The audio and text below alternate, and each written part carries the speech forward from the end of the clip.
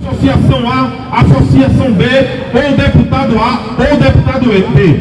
Mas é alguém que tecnicamente está repassando a questão da reposição salarial.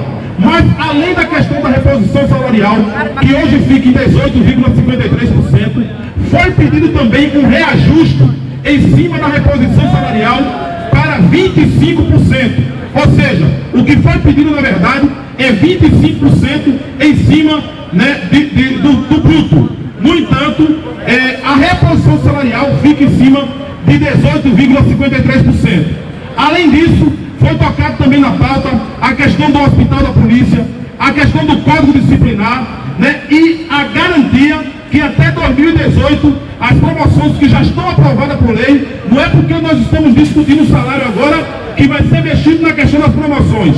A questão das promoções já é um direito nosso e nós não abrimos mão de perder esse direito. No entanto, a questão salarial, ela está sendo prioridade nesse momento, que é a reposição salarial.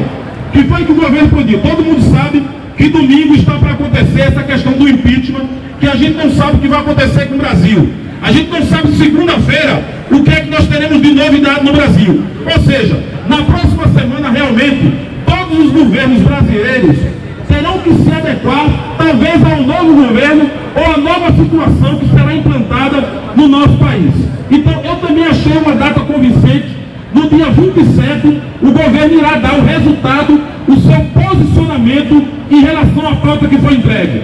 Mas companheiros, mais uma vez, para encerrar as minhas palavras, eu gostaria de deixar bem claro para vocês: a questão de reposição salarial, a questão de ajuste salarial, as demandas que oneram o Estado é constitucionalmente de responsabilidade do Poder Executivo. Eu sou deputado estadual, não sou governador.